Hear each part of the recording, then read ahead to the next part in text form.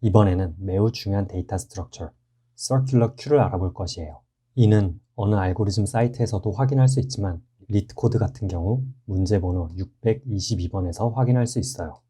원형 큐, Circular Queue 같은 경우는 코딩 테스트뿐만 아니라 실무에서 매우 많이 사용이 되는 데이터 스트럭처예요. 그러니까 꼭 알아두시길 바래요. 가장 먼저 우리가 바로 전 시간에 배운 일반적인 큐를 그려볼게요. First in, first out policy에 따라서 한쪽에서 NQ가 되고 반대쪽에서 DQ가 된다라고 설명을 하였어요. 예를 들어서 1, 3, 5, 7이 NQ가 되고 한 번에 DQ가 일어나게 되면 데이터 스트럭처에는 3, 5, 7만 남게 돼요. 이때 앞부분 프론트를 이곳이라고 보고 뒷부분 리어를 이곳이라고 볼 수 있어요. 그럼 이 q 개념을 가지고 원형 q, 서큘러 q를 만들어 볼게요. 서큘러 q에 대해서 설명을 하자면 q를 동그랗게 만들었다 라고 생각을 하시면 돼요. 서큘러 q의 기능들을 살펴보자면 처음에 캐패시티를 가지고 q를 만들어야 돼요. 지금과 같은 경우에는 서큘러 q의 맥시멈 사이즈, 캐패시티를 하나, 둘, 셋, 넷, 다섯, 여섯 개로 설정을 하였어요. 서큘러 q에 1, 3, 5, 7, 9를 nq로 해줄게요. 1, 3, 5, 7, 9가 들어오게 돼요. 이어서 DQ를 두 번 해주게 되면 이러한 상태가 돼요. 여기서도 마찬가지로 Q의 가장 앞부분을 프론트, 가장 뒷부분을 리어라고 부를 수 있어요. 서큘러 Q와 일반적인 Q의 차이점이 있는데 서큘러 Q에는 맥시멈 사이즈, 캐패시티 때문에 오버플로우가 일어날 수 있어요. 예를 들어서 일반적인 Q에 2, 4, 6, 7이 NQ가 된다라고 가정을 할게요. 이 Q는 새로운 데이터를 아무런 문제 없이 입력을 받을 수 있어요. 하지만 서큘러 Q에 2, 4, 6, 7을 NQ로 하게 되면 이 부분에서 바로 오버플로우가 일어나요. 이러한 서큘러 Q만의 특이사항을 알고 직접 구현을 하는 것이 이번 문제예요.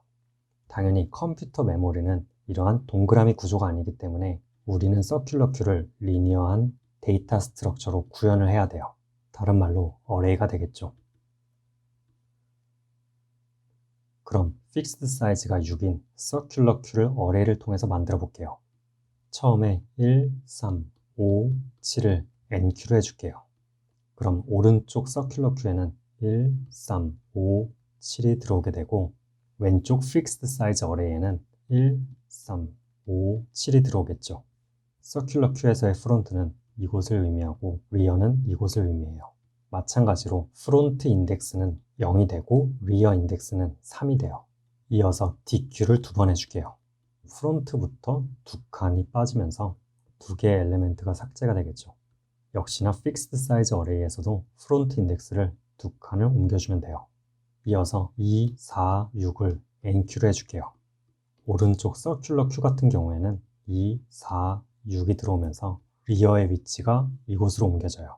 이를 실제로 임플리멘테이션 하게 되면 리어 인덱스를 하나 올려주고 2를 써주고 리어 인덱스를 다시 하나 올려주고 4를 써줘야 돼요. 마지막으로 6을 넣어주기 위해서 리어 인덱스를 한 칸 더 올려줘야 되는데 이때는 인덱스의 위치가 어레이의 끝을 넘어섰어요. 그럼 자동적으로 이 인덱스가 이곳을 가리키면서 이 안에 숫자 6을 써줘야 돼요. 그를 위해서는 인덱스가 한 번씩 업데이트가 될 때마다 서큘러 Q의 사이즈 6으로 나머지를 구해야 돼요. 리어 인덱스가 이곳에 위치했을 때 그때 인덱스 밸류는 5였어요. 한 번 더 업데이트가 되면서 그 인덱스가 6으로 바뀌게 되는데 이 나머지를 계산하는 공식에 따라서 인덱스 6은 0으로 바뀌게 되고 그 위치는 이곳을 가리키는 거예요. 이러한 규칙은 DQ를 할 때도 마찬가지로 동작해요. DQ를 5번 해준다 라고 하면은 오른쪽 서큘러 Q에서는 프론트로부터 5개의 데이터가 삭제가 되는 거예요. empty 상태가 되는 거죠. 이를 왼쪽 어레이에서도 구현할 수가 있는데 프론트 인덱스를 5번 옮겨주기만 하면 돼요. 1번, 2번, 3번, 4번 이때 인덱스 나머지 6을 계산해 줌으로써 프론트 인덱스는 이곳으로 가게 되고 다시 한번 업데이트가 되는 상태로 마무리가 되는 거죠.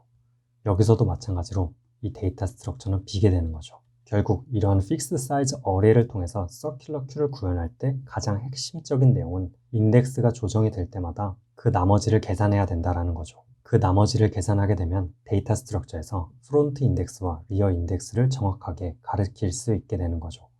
해당 내용의 임플리멘테이션은 영상 아래 콜랩 링크에서 찾아볼 수 있어요. 구현 방법은 여러 가지가 있는데 여기서는 가독성을 위해서 리어 인덱스, 프론트 인덱스, 현재 서큘러 큐에 몇 개의 데이터가 있는지까지 트래킹을 하는 사이즈를 설정하였어요.